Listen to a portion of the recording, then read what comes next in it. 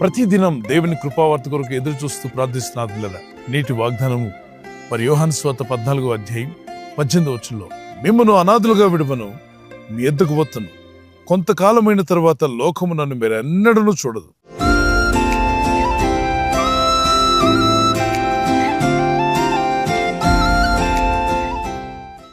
దేవుని వాక్యం సెలవిస్తుంది. ప్రభు అంటున్నాడు, నేను మిమ్మల్ని అనాథులుగా విడువను. I will not leave you like orphans. I will come back to you. I will comfort you and I will guide you. I will step by step, I will be with you అన్నాడు. ప్రతి అడుగున దేవుడు నీతో ఉండి నడిపించగల శక్తిమంతుడు. ఆయన మీ యొద్దకు వస్తాను అన్నాడు. శిష్యులను దగ్గరికి పిలిచి, నేను మిమ్మల్ని అనాథులుగా విడవను అంటే దాని అర్థం ఏంటి? ఆయన మన యొద్దకు వస్తానని వాగ్దానం చేస్తున్నాడు, మనతో కూడా ఉంటానని వాగ్దానం చేస్తున్నాడు. నిన్ను ఒంటరి వ్యక్తిగా ఒక లోన్లీనెస్లో విడిచిపెట్టేవాడు కాదు. ఖచ్చితంగా ప్రభు అయిన దేవుడు అనాథల స్థితి ఎరిగినవాడు కాబట్టి ఆ మాట అన్నాడు. అనాథగా నేను మిమ్మల్ని విడిచిపెట్టను. ఏమీ లేనివారుగా, ఎవరి సహాయం లేనివారుగా, ఏ దిక్కు లేనివారుగా మిమ్మల్ని ఈ భూమి మీద దేవుడు విడిచిపెట్టడు. అందుకే యెహోషువ 1:9 నేను నీకు ఆజ్ఞాపించున్నాను, భయపడకము, నేను ఎద్దుకు వత్తును, నిన్ను బలపరుస్తాను, నేను నీతో కూడా ఉంటానని ప్రభు సెలవిస్తున్నాడు. తప్పక ప్రభు మీ ఎద్దుకు వస్తాడు, మిమ్మల్ని ఆదరిస్తాడు, ఓదరుస్తాడు. మీ దుఃఖమును సంతోషంగా మార్చగల శక్తిమంతుడైన దేవుడు. ఎవరు ఈ లోకంలో మీ చేయి విడిచినా, అందరూ మీ చేయి విడిచినా ఆయన మిమ్మల్ని విడవడు, ఎడబాయడు. ఒక కీర్తన పాడుకుందాం. అందరూ నన్ను విడిచినా నీవు నన్ను విడువనంటివే. అందరూ నన్ను విడిచినా నీవు నన్ను విడువనంటివే. నా తల్లియు నీవే, నా తండ్రియు నీవే, నా తల్లి తండ్రి నీవే సయ్యా. నా తల్లియు నీవే, నా తండ్రియు నీవే, నా తల్లి తండ్రి నీవే సయ్యా. నా బంధువు నీవే, నా మిత్రుడా నీవే, నా బంధు మిత్రుడ నీవే సయ్యా.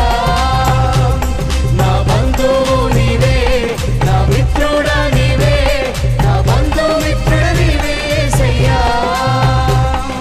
కొండయు నీవే, నా కోటయు నీవే, నా కొండ కోట నీవే సయ్యా. నా కొండయు నీవే, నా కోటయు నీవే, నా కొండ కోట నీవే సయ్యా. నా తోడుయు నీవే, నా నీడయు నీవే, నా తోడు నీడ నీవే సయ్యా. నా తోడుయు నీవే, నా నీడయు నీవే, నా తోడు నీడ నీవే సయ్యా.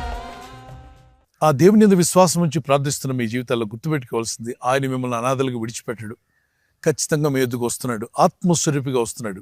ఆ కింద వచనాల్లో మనం గమనిస్తే, ఈ లోకం మరి ఎన్నడూ నన్ను చూడదు, కానీ మీరు నన్ను చూతురు.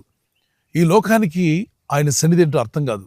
లోకంలో ఉన్న వారందరూ కూడా వేలు చూపును బట్టి నడుచుకుంటారు, ఫిజికల్ ఐస్తోనే చూడడానికి ప్రయత్నం చేస్తారు. కానీ దేవుడైన ప్రభు పరిశుద్ధాత్మ రూపంలో మనలో ఉండి మనల్ని ఆదరించి బలపరిచి నడిపించగల శక్తిమంతులైన దేవునికి మనం అప్పగించుకోవాలి. అందుకే లేఖనాల్లో ప్రభు అన్నాడు, మీ దేహం పరిశుద్ధాత్మక ఆలయం. అంటే లోకస్తుల దేహం కాదు. యేసుక్రీస్తునందు విశ్వాసం వచ్చి ప్రార్థిస్తున్నప్పుడు, ప్రభుకు నీ హృదయంలో చోటు ఇచ్చినప్పుడు నీ దేహాన్ని దేవుడు తన ఆలయంగా మార్చుకుంటాడు. 1 కొరింథీ పత్రిక 3వ అధ్యాయం 16-17 మీ దేహం పరిశుద్ధాత్మక ఆలయమని మీరు ఎరుగురా? ఎవడైనా దేవాలయమును పాడు చేస్తే దేవుడు వాడిని పాడుచినన్నాడు. అనగా మన దేహమే పరిశుద్ధాత్మక ఆలయంగా చేసుకున్నాడు. ఆత్మదేవుడిని ఎవరు చూడలేకపోయినా మీరు అనుభవించగలరు. దేవుని సన్నిధిని అనుభవించేటువంటి కృప మీ లోపల నుండి ఒక ఆదరణ, మీ లోపల నుండి ఒక ధైర్యం, మీలో నుండే నేను నీతో ఉన్నాను, భయపడకు, విశ్వాసం కలిగి ఉండు, నిరీక్షణ కలిగి ఉండు, నిరుత్సాహపడొద్దని ప్రభు నీతో మాట్లాడుతున్నాడు. ఈ ఆత్మయాత్రలు ఈ లోకంలో జీవిస్తున్నప్పుడు అనేక మంది మనకు ఎదురవుతూ ఉంటారు. ఎందరెందరో ఎదురవుతారు, ఏదేదో చెప్తారు, మీతోనే ఉంటాను, మిమ్మల్ని విడిచిపెళ్ళనని.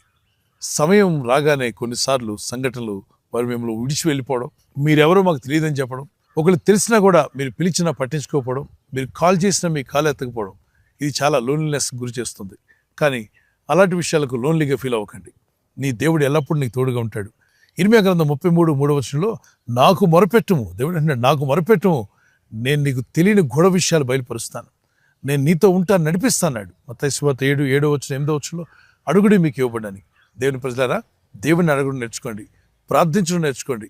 ఖచ్చితంగా ప్రభు యొక్క సన్నిధిని మీరు అనుభవిస్తారు. ఆయన సన్నిధి మీకు తోడే ఉండి నడిపించును గాక. మిమ్మల్ని దేవుడు ఎన్నడూ అనాథలుగా విడవడు. మీ ఎద్దుకు రాబోతున్నాడు, మిమ్మల్ని బలపరుస్తాడు, నడిపిస్తాడు. మీ కన్నీళ్లను తుడిచివేయవాడు ఆయనే, మీ దుఃఖమును సంతోషంగా మార్చేవాడు. నిరీక్షణ కలిగి ఉండు. మీలో కొందరు ఒంటరితనంలో ఉన్నారు, లోన్లీనెస్లో ఉన్నారు. ఎవరు నన్ను ఆదరిస్తారు, ఎవరు నన్ను బలపరుస్తారు, ఎవరు నా సాయం చేస్తారు, నా కుటుంబానికి సాయం చేసేవాళ్ళు లేరు, నానెవరు ఎవరు లేరే. పరిచయస్తులు కూడా అపరిచితులుగా మారిపోయారు. ఈ సంఘటనలో ఏం చేయాలంటే దేవునిలో ప్రార్థించు. ఆయన నిన్ను విడువడు, ఎడబాయుడు. ఖచ్చితంగా దేవుని కృపచేత మీరు నింపబడతారు. ఆయన దయ అనగా favour of God will come up on you and will strengthen you. God bless you. ప్రార్థన చేసుకుందాం. పరిశుద్ధమైన మా ప్రియ తండ్రి, నీ యందు విశ్వాసం ఉంచి వాగ్దానం ఎత్తి ప్రార్థిస్తుండగా నీ ప్రజలకు ఆదరణ ఇచ్చేవాడు, బలపరచువాడు నీవే. నిబ్రమైన మనసుతో ధైర్యంగా ఉండమన్నావు. దేనికి భయపడొద్దని వాగ్దానం చేశావు. ఇదిగో నీ యందు విశ్వాసం ఉంచిన వారందరూ కూడా అనాథలుగా విడవనని వాగ్దానం చేశావు. నిన్ను నమ్మిన వారు ఎవరు అనాథలు కాదు ప్రభా. తల్లిదండ్రులు లేకపోయినా, తోబుట్టువులు లేకపోయినా, నానేవారు లేకపోయినా, సహాయం చేసేవారు లేకపోయినా, పరిచయస్తులు కూడా అపరిచితులుగా మారిపోయినా, ఇదిగో నీవు మమ్మల్ని విడివవు, ఎడబాయవు. నీ హస్తం ఎల్లప్పుడూ మాకు తోడుగా ఉంచుతానని వాగ్దానం చేశావు. నేను నడిపిస్తానన్నావు. ఇదిగో వీరిని నడిపించండి. ఇదిగో మా ఎద్దుకు వస్తానని, మా దుఃఖమును సంతోషంగా మారుస్తానని వాగ్దానం చేసిన ప్రభువా, ఇప్పుడే నీ ప్రజలు ఎవరైతే ప్రార్థిస్తున్నారో ఈ వాగ్దానం ఎత్తి ప్రార్థిస్తుండగా వారి జీవితాల్లో దుఃఖం సంతోషంగా మారిపోనుగాక, సమాధానము నెమ్మది కలుగునుగాక. ప్రభు, ఎవరైతే సీరియస్ కండిషన్ లో ఉండి బాధపడుతున్నారో వారికి యేసు నామములో స్వస్థతను అనుగ్రహించండి. కృంగిపోయిన వారిని లేవనెత్తండి. మీ గాయపడిన హస్తమును చాపి వారికి ఉన్న సకల రోగాల నుండి విడుదల ఇచ్చేయి. వారిని లేపి నడిపించడాన్ని సాక్షులుగా నిలబెట్టుకోండి. ఈ ఉదయకాలం ప్రతి రోగి యేసు నామములో స్వస్థత నొందునుగాక. తండ్రి, ఈ దినం ఎవరైతే ప్రయాణమై వెళ్ళబోతున్నారో, అది రైలు మార్గమైనా, ఆకాశ మార్గమైనా, బస్సుల్లో, వాహనాల్లో ఎక్కడ ప్రయాణం చేస్తున్నారు, రోడ్డు మార్గంలో ఏ వాహనంలో వారు ప్రయాణం చేస్తున్నారు, ఈ ప్రజలకు కాపాడే దూతలను పంపండి. ఆదరణ, ఓదార్పునిచ్చి బలపరిచి మహిమ పొందమని యేసుక్రీస్తు పరిశుద్ధ నామములో అడుగుచున్నాను నా పరలోకపు తండ్రి. ఆమేన్. ఆమేన్.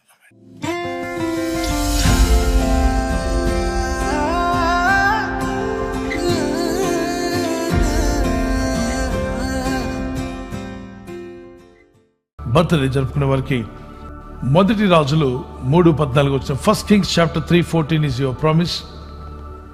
I will give you a long life. నిన్ను దీర్ఘాయుష్మంతునిగా చేసేదను. ఎంత చక్కని వాక్యం. నిన్ను దీర్ఘాయుష్మంతునిగా చేసేదను. ఆయన రాకడ పర్యంతం మీరు దేవుని కొరకు జీవించాలని, వయసులో, జ్ఞానంలో, దేవుని దయలో పిల్లలు ఎదగాలని, పెద్దవారు మంచి ఆయురారోగ్యములు కలిగి జీవించాలని. We wish you all the best. Happy birthday to you. Many more returns of the day. May the Lord bless you and keep you. God bless you with this promise. Wedding anniversary జరుపుకునే వారికి Philippines 4:19, Philippi పత్రిక 4:19, దేవుడు తన ఐశ్వర్యం చొప్పున క్రీస్తు యేసునందు మహిమలో మీ ప్రతి అవసరము తీర్చును. మీ ప్రతి అవసరం, భార్య భర్తలుగా ఉన్న మీ జీవితాల్లో, మీ కుటుంబంలో, మీ ఆర్థిక విషయాల్లో, మీ పిల్లల విషయంలో ఏ అవసరం ఉన్నా యేసుక్రీస్తు నామములో తీర్చబడునుగాక. My God will meet all your needs according to his glorious riches in Christ Jesus. ప్రభు కృపను బట్టి ఎవరైతే దేశ విదేశాల్లో కూడా ఏదో ఒక నీడ్తో ఉన్నారో ఆ నీడ్ అంతా తొలగిపోవాలని, మీకు దేవుని సహాయం అందాలని ప్రార్థిస్తున్నాం. మరి భార్య భర్తల మధ్యలో బంధం పెరగాలి, ప్రేమానురాగాలు పెరగాలి, ఆప్యాయత కలిగి ఉండాలి. భార్య భర్తకు లోబడాలి, అది ఆమెకు అది అలంకరణ. భర్త భార్యను ప్రేమించాలి, అది భర్తకు దేవుడిచ్చేటువంటి బలం. దేవుడు మిమ్మల్ని ఆస్వాదించి ఆ విధంగా దీవించునుగాక. God bless you. ఈ ఛానల్ మీరు సబ్స్క్రైబ్ చేసుకోవడం వలన 2 పనులు జరుగుతున్నాయి. ఒకటి, సువార్త జరుగుతున్నది, ఆత్మలు రక్షించబడుతున్నాయి. రెండవది, పేదలకు, అనాథలకు ఈ ఛానల్ ద్వారా సహకారం అందించడం జరుగుతుంది. మనం సబ్స్క్రైబ్ చేసుకోవడం వలన అందరికీ సహాయం చేసిన వారమవుతున్నాం. ఖచ్చితంగా ఈ యూట్యూబ్ ఛానల్ ను సబ్స్క్రైబ్ చేసుకొని బెల్ బటన్ ను క్లిక్ చేయండి. మీకు వెంటనే మెసేజెస్ పంపబడతాయి.